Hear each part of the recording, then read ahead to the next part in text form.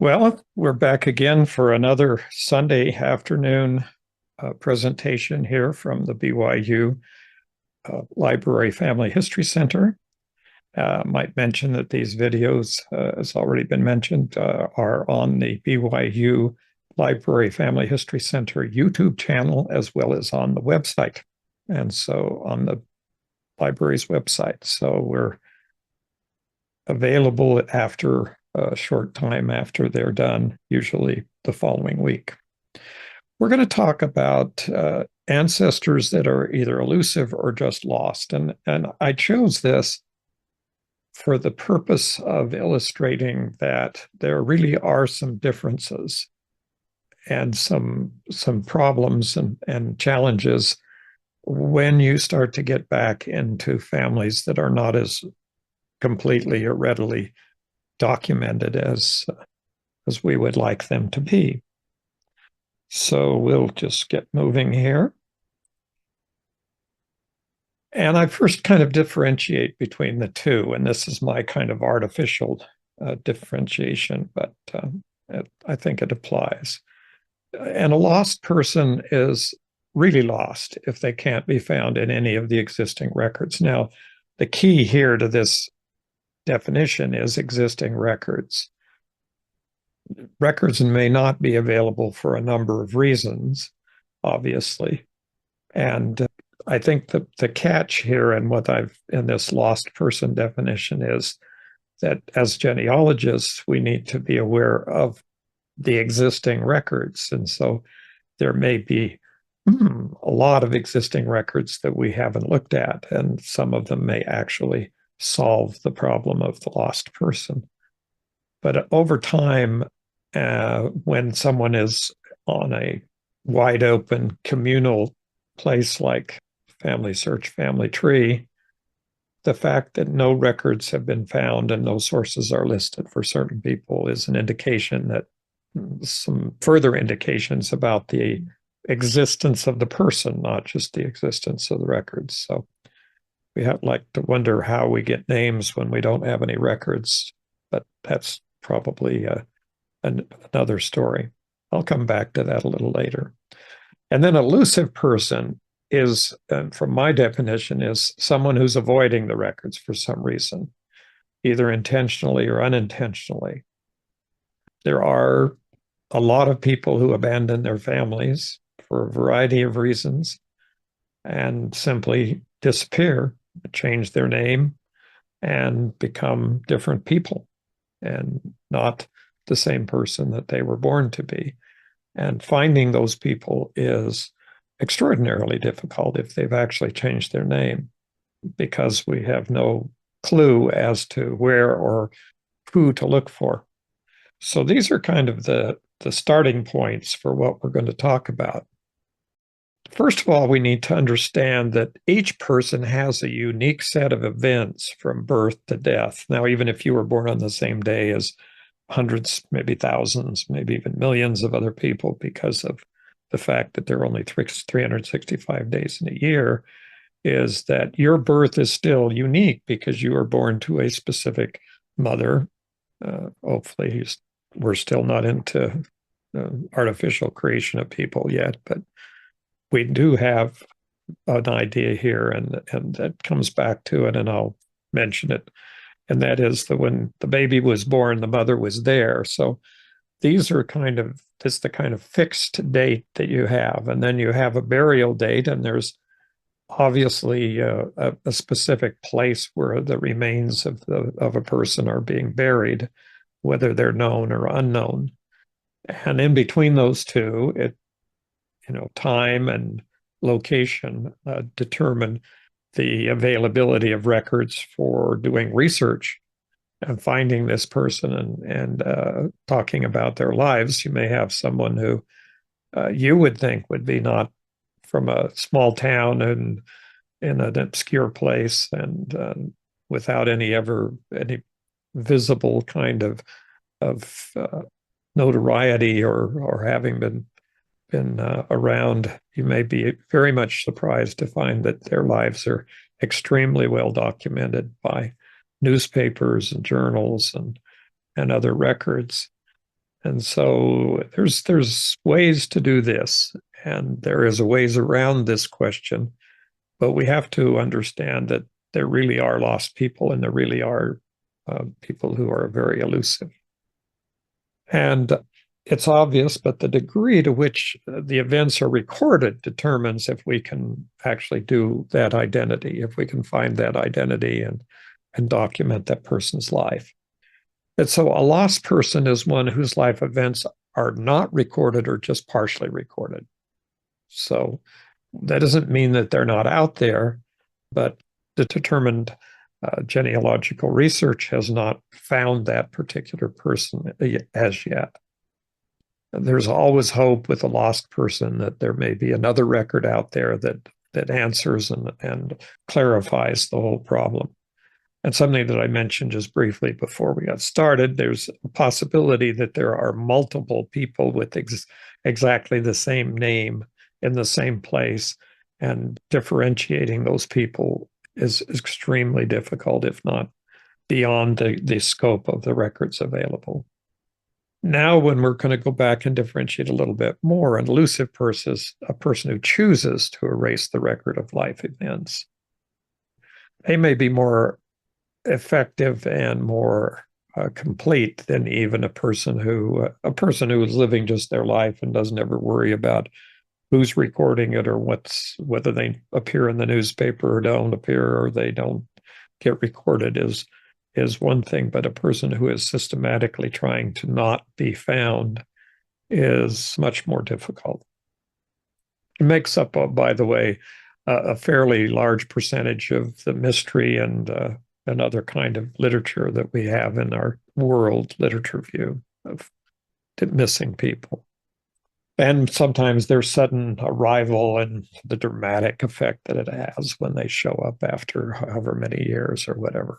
And that's also kind of the underlying current that's happening with DNA, is that connections and people that were not even known or suspected to be in existence turn out to be near relatives. But we do need to do the historical genealogical research to find lost and elusive. And I'm going to try to give a little bit of insight into the methodology, how we go about looking for these people, what considerations we have in finding someone who's lost, or even if it's possible to find someone who's elusive. And the kernel of this is that I can't give you a long list of records to look at. In other words, it would depend on every single jurisdiction, every place around the world. If your person was in Arizona or Utah or New England or the South or someplace in the United States, then there would be a methodology, a way of going after all those records. And if they were in Latin America, there would be a different methodology. And if it was in some country in Europe, that would be different. And if it were in Asia or other countries, you'd have another challenge. So it is quite what it's involved in here is learning basic genealogical and research tools and using those tools to discover as many records as are entirely possible about an individual. And if you think upon the subject for a little while, you'll find out, and if you do some looking around, you find out that there are entire books, thick books, 500, 700-page books that have been written that simply list the sources in any given area. There's some very good books for the United States. There's Ancestral Trails in Great Britain, and these books are they give you a kind of an open-eyed understanding of what it would take to search all the records if you were actually going to go through that process. So we're going to start with some fundamentals, like a foundation of what we're going to build from. We have to have that foundation, or you're just going to be out there kind of randomly picking up names. One of the biggest problems we have in genealogy is people who match name to name and think they have found the same person. And it's not it's not unlikely that there are many people with that same name available. When you go to school and you think your name is the only person in the world that has that name, you might soon find out that there are lots of people in your school that have your first given name. You may be the only person with your surname, but that's another factor. And the inevitability is, regardless of your feelings about connecting to royalty or even further back, every family line eventually ends. And I can say that with absolute surety because even those people who somehow believe that they can trace their family line back to Adam, they're not going to get much further than that. And so there's just this inevitability. And usually the inevitability is very, very obvious when you start looking at records. And I've chosen these examples sort of randomly from the Family Search family tree. So, these people are in here. If sometime you wanted to take a look at some of these people, it's an open tree, it's common, and you can actually see any other person by looking at their best way to do that, however, is if you want to see the exact people, is you have to look at that ID number they have, because that's a unique ID number for each entry. And you'll find out if you do a name search on any of these people that what I've been saying is correct, that there's a lot of people with the same names. This applies even for people who make up the next generation and start sticking in names. I really have no concept of where they get these names other than maybe books or some kind of history type things where they just link up to somebody. My Morgan line, as when I did research on my Morgan line, which is a very common surname in Wales and fairly common in England, they basically got back to a dead end in Virginia, and then someone decided that they were the lost relatives of the J.P. Morgan bank people. And so their line went back to J.P. Morgan. It took maybe a few minutes to determine that J.P. Morgan did not have any children who lived in Virginia or any children with the names of the people who were being called there. And as a matter of fact, it's another one of those ends that ends with the multiple people with the same name in the same place, and you can't figure out which one is the actual relative. So yes, there's an end of line, and they're fairly easy to find. The one determinative factor is, as you go back, is what's right here on this John Masters example, is sources 0, memory 0, and an about birth date, and then a place in England, and another place in Massachusetts where the person was supposed to have died. And since there are no sources, we cannot tell whether or not that information is correct. All that means is it's an invitation to someone who understands the process is going to have to go through and find this person if that person actually exists. Adding on to the end of line people, the last people for which sources are actually provided and given, is one of the major challenges on the Family Search family tree. And the reason for it is, I'll be talking about that in a little while, but I'll give you a preview that the reason is the time frame that from the information that's included in the family tree goes back well over 100 years. Any other websites were started from scratch or from importing records or even importing records from Family Search, and their ancestral lines and the people in their thing were not given by people who lived 150 years ago, which, as there are people who are currently in the family tree who provided their own records for their grandparents and great-grandparents back when they were putting the records in the 1890s and subsequently. So there's a fairly long history here of records that are accurate simply for the fact that the people who initially added those names added them from personal knowledge, and they were in a position to have people that had been born as early as the 1700s. So this is a possibility. But when you get into it, it's obvious that the people who get into these situations here, and we're talking about people who are by definition lost, meaning that they don't exist, or the information is insufficient to support their existence. So here's a prime example. This person supposedly lived in 1374, and he has no sources, and he's deceased. That's all we have is his name and a date, and the date is not even a standard date. So it's hard to, meaning it doesn't have all of that. It doesn't even have anything other than an about. And all these are about, and around. And here's an example. It's another kind of jumping into another part of the family tree. And this is the Morgan that I mentioned just a moment ago. And you can look at this for a few seconds, and it depends on your background and whether you know any history at all. And if you understand the process here, this Edward Morgan, who's in the middle of the page here, was married in 1675 in Shepherdstown, Jefferson County, West Virginia, in the United States. That goes on and says United States. So in 1653, what can I say about that?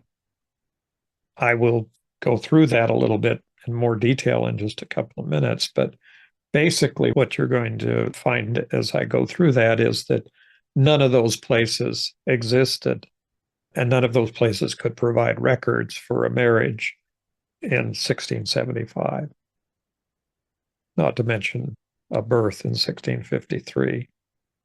So these are the kinds of things that you have to question the fact is if this person, if the name is correct. In other words, if the name isn't even correct and it's not even a person, it doesn't even exist. And if the record shows that this Edward Morgan was not the person that lived in wherever tied to the people below, then this is the wrong person and may in fact be made up. So here's the kind of information that I was just pointing to that can show that these people didn't exist. Edward Morgan with the marriage in West Virginia in the United States, and Sergeant Major Richard Morgan, who's supposedly born in Virginia in the United States and married about 1710. The question is, where was this person born? Were they really born in Virginia colony before it was the United States? Now, one thing I have to mention here is that some people take the position, which is the kind of not the majority opinion. The majority opinion in genealogical research is that you use the name of the place at the time that the event occurred. So if the marriage happened in 1675, the record should show where that marriage occurred, given those places that existed back then. There was some kind of movement in genealogists for a while to try to say, well, we really should record where the place is today, because then we'd know where to find the records. Well, the answer to that is you've done it exactly the opposite, caused the problem, because you're doing the exact opposite of what's actual truth. The actuality is that you have to know the name of the place at the time the event occurred to find the records. Without that, there's no hope. So if you were going to be starting in this person, for example, Edward Morgan here with the 1675 marriage in Shepherdstown, you would find very quickly that Shepherdstown wasn't in existence, Jefferson County wasn't in existence, West Virginia wasn't in existence, and the United States wasn't in the existence. So where are you going to look for records? And if you go back to 1675 in the part of the country that was West Virginia, there were nothing more than Native Americans and a few other French people wandering around. Now, this is kind of the catch in what happens with the family tree. There's no way to delete a family search family tree person. They can be edited. You can change it. In other words, if we were able to come up with the correct place for the marriage, that could be added in here with the source. But they can be detached. And so you can detach them and let them float off into family tree blob area where all the detached people and unattached people live out there. And occasionally those unattached people find an attachment when you put in a duplicate, and they say you have a duplicate. And so this person gets pulled out of the nether world there.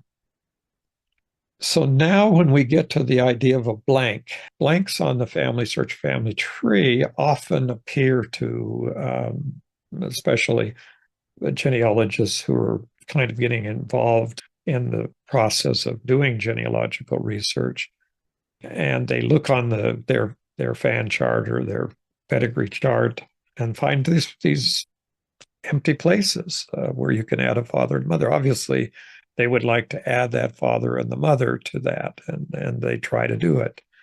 But basically, that goes back to the time frame that we're talking about with the family tree. Having gone back, family search is descendant of the Genealogical Society of Utah, which was created in 1894. And so beginning in 1894, and obviously before that, people kept their own records, they began to gather records, and those records are what cumulatively have ended up being in the Family Search website and at the Family Search Library in Salt Lake City and other places. And so when there's a blank space like this, there's a reason for it, and that means that all of the cumulative people who have worked on these lines and tried to find their ancestors have been unable to go that one step further unless they make up the story like we've seen earlier. And so this may be, as I kind of suggest, not an appropriate place to start as a newly enthusiastic genealogist. You should maybe look for some descendancies or to find some other people who are less difficult to find. So there's another possibility, though. The other side of that issue is that the blank entry may mean that nobody's ever done any serious research. Nobody's gone to the new records that are now available. Nobody's been looking online and searching diligently to find the person who is here, is not using all the big websites and all of the archives and all the records and things that are available out there. And so, yeah, I mean, it's possible. And as a possibility from my own experience is that when I finished the very lengthy accumulation of records of who were already documented in my certain, lines of ancestry, which took years and years of research on paper. Then when things got all online like this, as we began to be able to find one or two additional generations, but that only created another end of line. It doesn't erase the end of line. And if you're so bothered by this, of course, you can do like a few do that are, like I said, they make it up and stick it out to Adam. But maybe you can be worried you can't go further. Now, I want to differentiate here immediately because, I mean, this is important because I'm not talking about a single missing record situation. In other words, people come to me and they say, I cannot find this birth record. I can't find a marriage record. I can't find a death record. I can't find any kind of record of this. And I say, well, why are we worried about that record? What do you think you're going to learn from that record that you don't know already or that isn't available from other records? And that's kind of the conversation that goes on and hopefully gets to the point, because this gets into rule number 2 of the general rules of genealogy. Absence of an obituary or death record does not mean the person is still alive. You got to think about that for a minute. The fact that you don't have a death record doesn't mean the person didn't die. And so what is it you're trying to prove with the death record? I think it comes in part from the kind of obsession that genealogists have with blank spaces on their forms. So if there's no date for death or for burial, they think that that's got to be the objective here. We need to fill in that form and that basis. But you have no obligation to fill in all the blanks. You just have to identify the person. And the fact that this record or any other record is missing or unavailable, it's only a matter of trying to find sufficient records to differentiate that person from anyone else with the same name. And so if you can do that through the records and sources, then you've done the job of creating or documenting that individual's record, life record. And so we're in the position then of moving forward with another generation. If you have a connection, if you can show a parent-child relationship in the next generation, then you can move back that way. And there's lots of ways. You can do it in a will, you can do it in a probate file, you could do it in a deed, you could do it in a census record, there's just lists and lists of records that help you to create this parent-child relationship. And so when you see that is not there, in other words, no one has shown you that this father or this mother and father are the parents of this child, then you basically are at the end of that child's line. And that's sort of the situation that exists. So this is the question that you need to ask, and that is, what makes you think there's a person missing? What is the record that you have in your possession that shows you that there's a person missing? The obvious thing and the response to it is, oh, well, everybody has parents and everybody has grandparents and everybody has great-grandparents. The answer is yes, they do. But on the other hand, if you're simply looking for somebody named grandparent, you're in problem. But you don't, you're not going to be able to find people unless you have some record that indicates where or when to look for that next person. So if you have a birth record for a person, the birth record, even if it doesn't tell you who the parents were, should give you a place where the person was born. And that gives you the ability to start looking for people who could be the parents. And if you have a name for the child, instead of just a baby being born that date, and you have the name and it's a surname, then you have a surname in an area at a time and an exact date. So that's the kind of thought process there that goes on. It's when you're looking at the records, you're looking to use all of the information that you have to build a possible type of situation where there's records.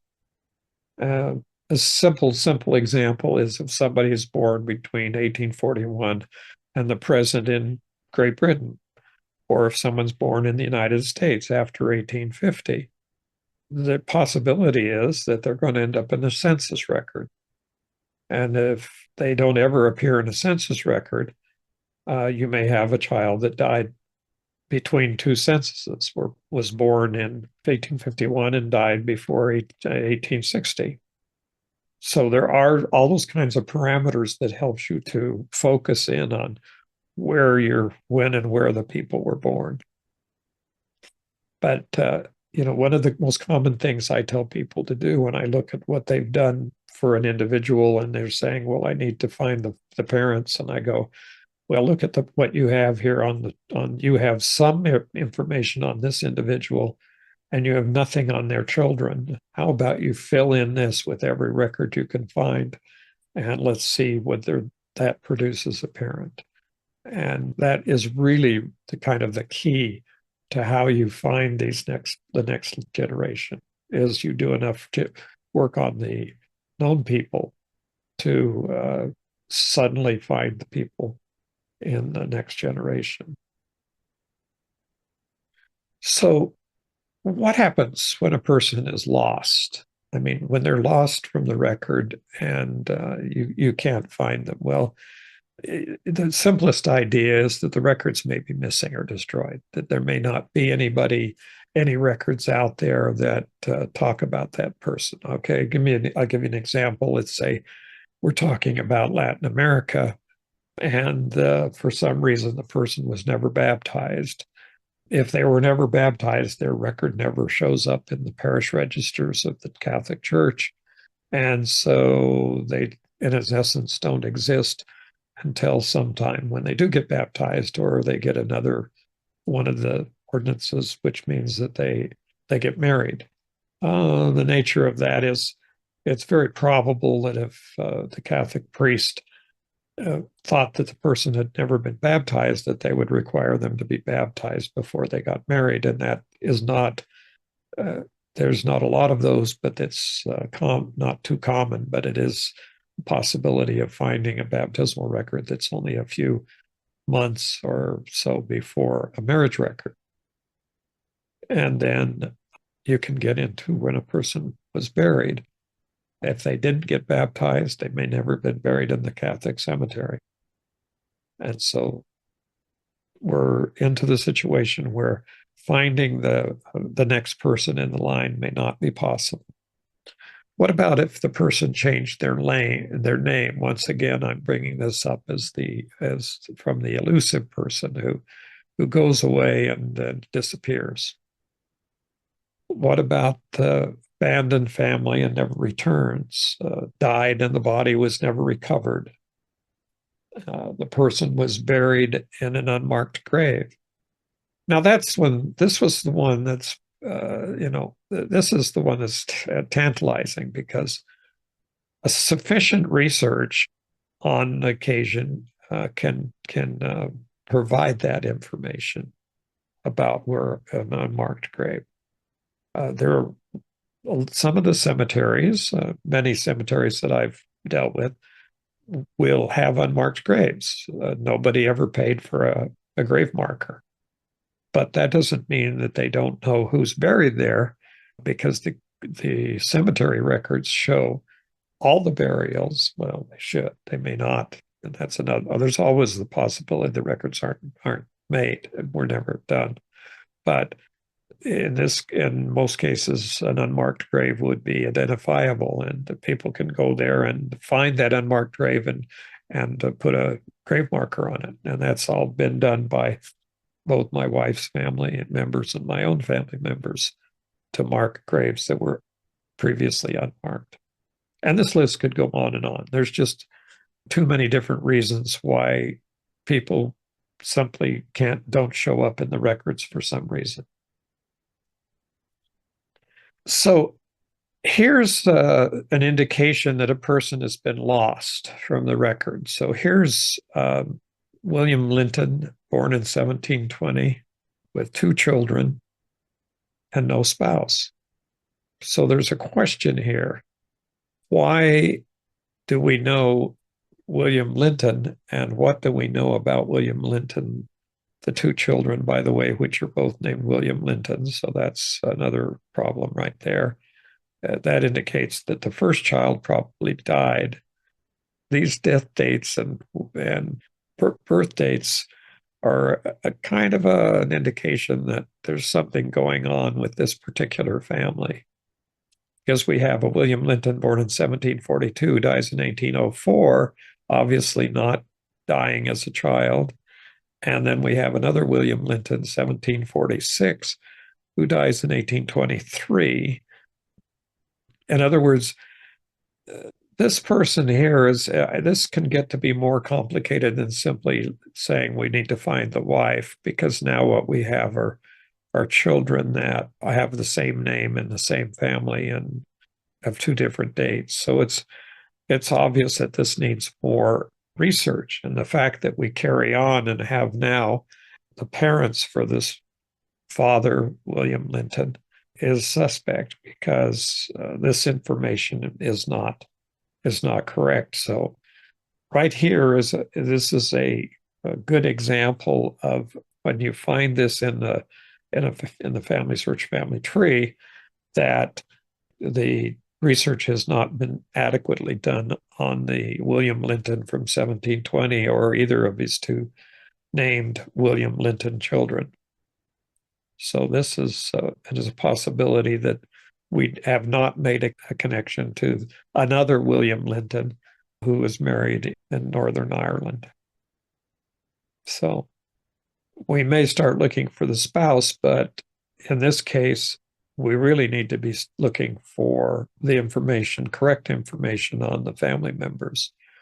And maybe finding the spouse is much easier if you just happen to get the right person instead of 3 or 4 different William Lintons who may or may not be all well documented enough to be identified.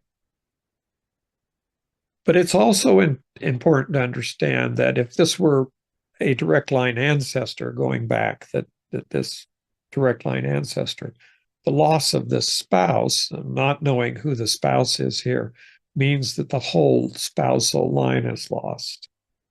So, as you go back in time, there's, the number of your ancestors increase exponentially. But as you get to places where there's a lost person, that's actually a lost line because their parents and their grandparents and all their relatives are the ones who are not there.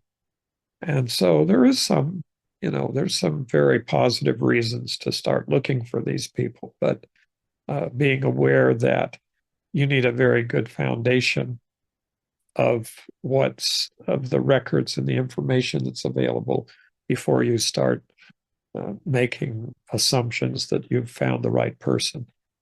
And I'd suggest that this entry here is a prime example of not having that information correct.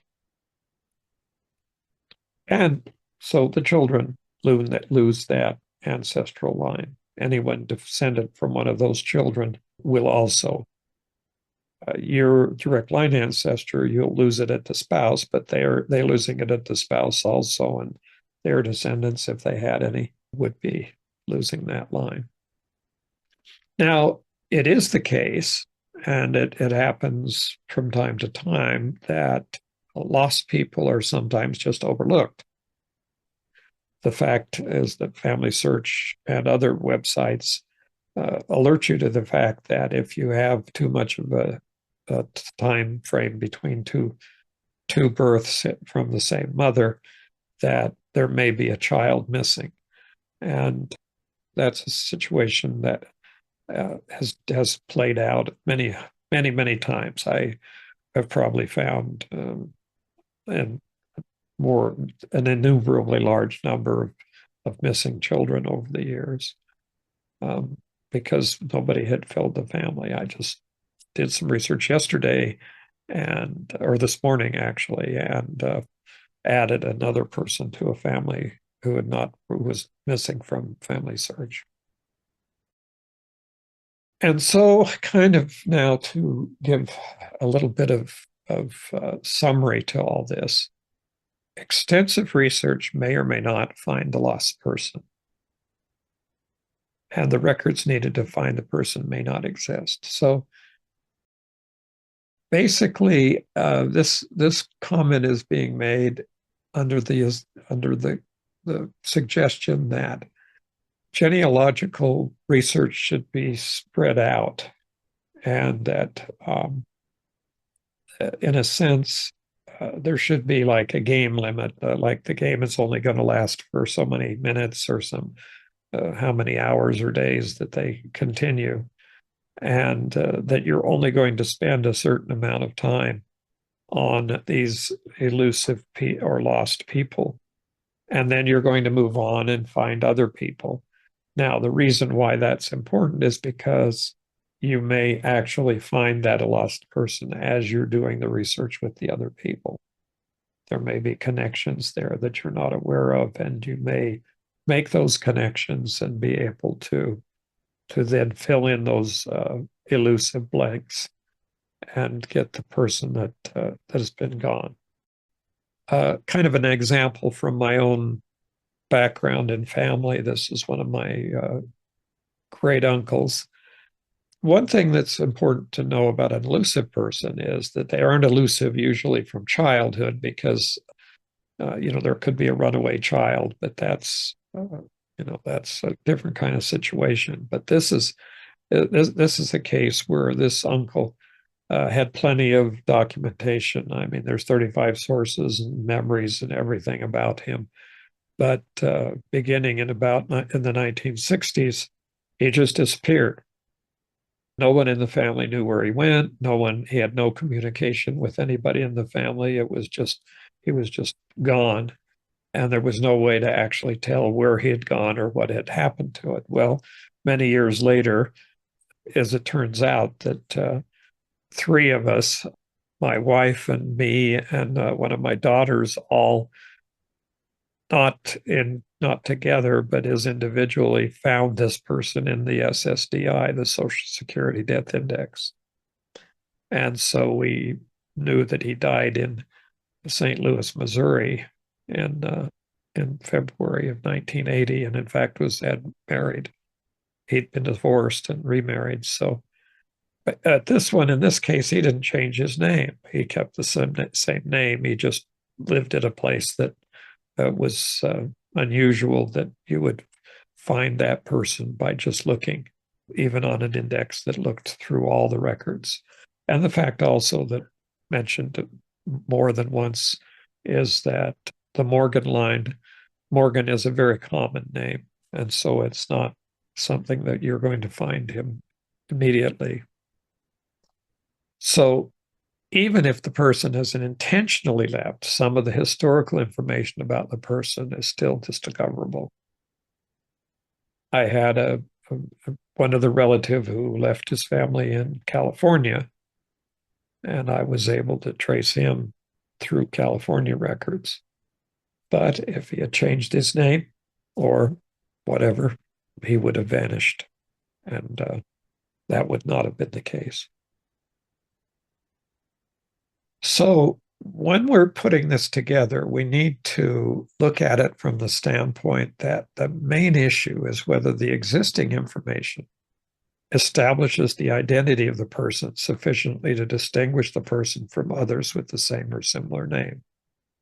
Now, if you have a person with what seems to be an entirely unique name, it's fairly uncommon, but there is possible people are making up names here in Utah all the time, and they may be unique for a while. But what happens here is that unless you can do that, unless you can establish enough information to differentiate the person from all the other people with the name, and then give enough information to identify the person that identifies a birth someplace at some years that they could have been born and died, and from the marriage and from the children, if you have marriage records and et cetera. So all this depends, everything that I've been talking about depends on the process of finding all these records that are out there, identifying what records might be available, and then searching the records for that person. And we're, overjoyed at the fact that, like Family Search, has started to do full text indexing, meaning indexing every word in a document that's been transcribed from a handwritten document through handwriting recognition. And so once that happens, I think a lot of these people, a lot of these situations that are existing in the tree will be resolved. Not all, because the records are not infinite and they won't take care of all of the incidents. But I've already been able to search in the Family Search Labs website on and look for people, some of these ancestors, and find more documents. And I imagine that will happen in the future. And we may actually crack the records on some of these that have been so elusive. Well, let's get back to this is kind of one that we just kind of need to address separately, and that's unmarked graves. It's where people are dying on the plains or dying at sea or dying during a war or whatever, and the body is never recovered and never buried. Well, in some cases, it's possible to identify those graves. What we do is we go back to the basics of genealogy. We look for the historical record that established the identity and, if possible, the place of an event, such as a death on the plains. It turns out that many of the pioneer people who crossed the plains, and we're not just talking about those who were members of the Church of Jesus Christ of Latter-day Saints, but we're talking about people who followed the Oregon Trail or the 49er Gold Rush people or whatever, that there may be records of their group of the people who were traveling together that noted the burial and the death, and therefore the date of where they were on that particular date can often be established, and a burial, a reasonably close burial, can be determined. But it's interesting to note that in the pioneer times, from 1848 to 1868, there were about 60,000 people who crossed the plains. And about 1,900 of these individuals just died from exposure, accidents, and disease. It's kind of a basic idea that it was more dangerous to go across the plains than it was to live back in the country. The death rate among the people who were crossing the plains was only slightly higher than the people who stayed in the east. It was dangerous times for everybody because they didn't even have the germ theory, and they didn't know what to do to take care of people. So those who died on the plains were the ones it's sometimes possible to reconstruct. There's a big database, and this is going to be the only one that I'm going to mention, just from the standpoint that it's so large. This is the Mormon Pioneer Overland database. It contains nearly 60,000 individuals and is still growing. So this is a good place to start to look for people. Another important thing is that the research for these individuals needs to move beyond the basic birth, marriage, death, and census records into all the other categories. I mean, it really, you're not going to find these people. You may go through the birth, marriage, and death and the census and think you've exhausted all your sources, but you're just beginning to hit on the very edge of the huge, massive amount of records that we have worldwide. And the next question becomes availability and accessibility.